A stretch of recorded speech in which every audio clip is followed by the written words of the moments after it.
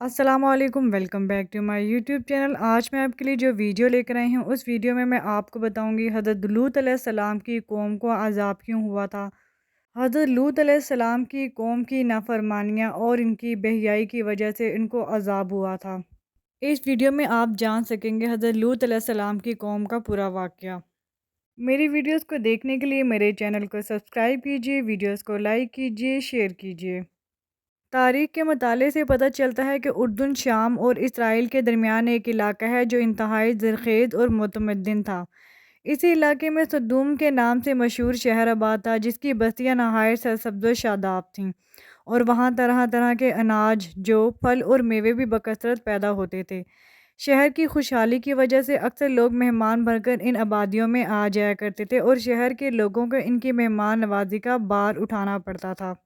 لوگ مہمانوں کی حد درجہ آمد سے کبھی کبھی تنگ آ جایا کرتے تھے۔ ان کی مہمان نوازی سے اکتاہٹ اور بیزاری کو دیکھتے ہوئے شیطان کو موقع مل گیا، اور اس نے ایک ایسا گھناؤنا کھیل کھیلا جس کی مثال ماضی میں کہیں نہیں ملتی۔ شیطان ایک انسان کی صورت میں نمودار ہوا اور ان لوگوں سے کہا کہ اگر تم لوگ مہمانوں کی آمد سے نجات چاہتے ہو تو اس کی حد تو یہ ہے کہ جب بھی کوئی مہمان تمہاری بستی میں آئے تو تم لوگ زبردستی اس کے ساتھ اپنی شہوت کی تسکین کرو، تو تم اس مہمان نوازی کے بوجھ سے جان چھڑا سکتے ہو۔ اسی طرح ان لوگوں نے رفتہ رفتہ اس برے کام کا آغاز کیا، اور بہت جلد ہی یہ لوگ ہم جنس پرستی کے اس قدر عادی ہو گئے کہ عورتوں کو چھوڑ کر مردوں سے اپنی شہوت پوری کرنے لگے۔ اس کے علاوہ یہ قوم حد درجہ اخلاق سے گر گئی کہ مسافروں کو لوٹ لیتے، سرعام دھوکہ بازی کرتے۔ غرض یہ کہ سب برائیاں اس قوم میں پائی جانے لگی، اور ان سب میں سے گھٹیا کام ہم جنس پرستی تھا۔ ان کی کوئی بھی محفل اس کام کے بغیر ادھوری سمجھی جاتی تھی۔ خاص کر مسافروں میں سے کوئی خوبصورت لڑکا ہوتا تو یہ لوگ اسے اپنا شکار بنا لیتے۔ قرآن کریم میں بھی ہے کہ تم وہ بے حیائی کرتے ہو جو تم سے پہلے جہان میں کسی نے نہ کی، تم عورتوں کے ہوتے ہوئے مردوں کے پاس جاتے ہو، بلکہ تم حد سے گزر چکے ہو۔ حضرت لوط علیہ السلام کی یہ اصلاحی باتیں سن کر ان کی قوم نے انتہائی بے باکی اور بے حیائی کے ساتھ جو کچھ کہا، وہ بھی قرآن کریم کی سورۃ الحجرات میں مذکور ہے کہ اس قوم کا کچھ جواب نہ تھا مگر یہی کہنا کہ ان کو اپنی بستی سے نکال دو، یہ لوگ تو پاکیزگی نہیں چاہتے ہیں۔ لیکن حضرت لوط علیہ السلام نے دل جمعی کے ساتھ تبلیغ جاری رکھی، اور آپ کی محنت کی وجہ سے کافی لوگ ایمان لے آئے، لیکن اکثریت ابھی بھی منکرین میں سے تھی، اور اس برائی میں حضرت لوط علیہ السلام کی پہلی بیوی وائلہ بھی مبتلا تھی۔ جب اس قوم کی سرکشی کی حد نہ رہی تو اللہ تعالیٰ نے عذاب بھیجنے کا فیصلہ کیا۔ تو حضرت جبرائیل علیہ السلام چند فرشتوں کو ہمراہ لے کر حضرت ابراہیم علیہ السلام سے ملنے کے بعد رخصت ہو کر حضرت لوط علیہ السلام کے پاس پہنچے۔ یہ سب فرشتے بے حد حسین اور خوبصورت لڑکوں کی شکل میں تھے۔ ان مہمانوں کے حسن و جمال کو دیکھ کر اپنی قوم کی بدکاری کا خیال کر کے حضرت لوط علیہ السلام فکر مند ہو گئے۔ تھوڑی ہی دیر میں ان کی قوم کے مردوں نے لوط علیہ السلام کے گھر کا محاصرہ کر لیا، اور بدترین فعل کے ارادے سے دیوار پر چڑھنے لگے۔ حضرت لوط علیہ السلام نے نہایت دل جمعی کے ساتھ لوگوں کو سمجھانا اور اسے گھناؤنے کام سے منع کرنا شروع کر دیا، مگر یہ باغی اور سرکش قوم اپنے کام سے باز نہ آتی۔ حضرت لوط علیہ السلام نے اپنے مہمانوں پر دروازہ بند کر لیا، مگر وہ آئے تو انہوں نے دروازے کو توڑا اور اندر داخل ہو گئے۔ حضرت جبرائیل علیہ السلام نے اللہ کے حکم سے ان کی آنکھوں پر ضرب لگائی تو وہ لوگ اندھے ہو گئے۔ انہوں نے کہا، لوط تم ہمارے پاس جادوگر لے کر آئے ہو۔ انہوں نے بڑی دھمکیاں دیں، اور آپ علیہ السلام بھی دل میں فکر مند ہوئے کہ جب یہ مہمان چلے جائیں گے تو میری امت مجھے اذیت دے دے گی۔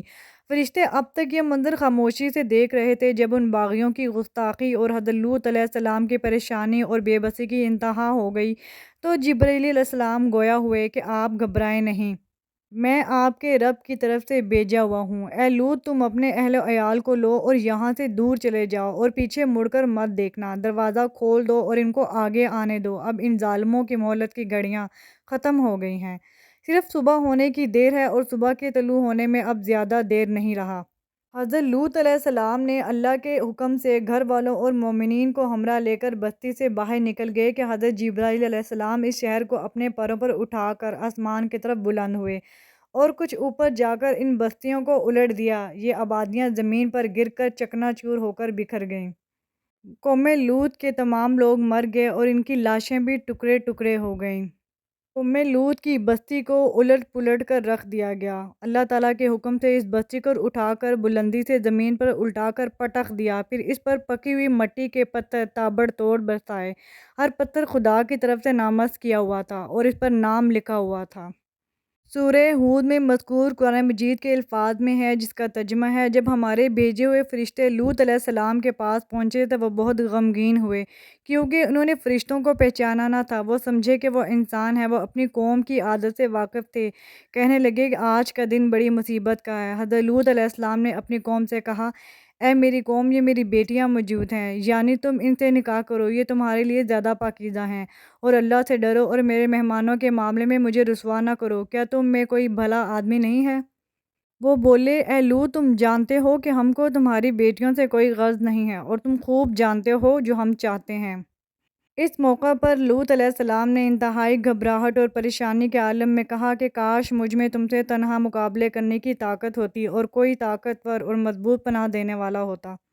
اب اللہ تعالیٰ کے حکم سے فرشتوں نے حضرت لوط علیہ السلام کی قوم کی بستی کو الٹ پلٹ دیا۔ عین اس وقت جب یہ شہر الٹ پلٹ رہا تھا، حضرت لوط علیہ السلام کی بیوی، جس کا نام وائلا تھا، جو در حقیقت منافقین اور قوم کے بدکاروں سے محبت رکھتی تھی، اس نے پیچھے مڑ کر دیکھ لیا تو وہ بھی اسی وقت وہاں ہلاک ہو گئی۔ قرآن مجید میں اللہ تعالیٰ سورہ اعراف میں ارشاد فرماتے ہیں کہ ہم نے اسے اور اس کے گھر والوں کو نجات دی، مگر ان کی عورت جانے والوں میں سے ہوئی، اور ہم نے اس پر بھی پتھر برسایا تو دیکھو اس کا کیسا انجام ہوا۔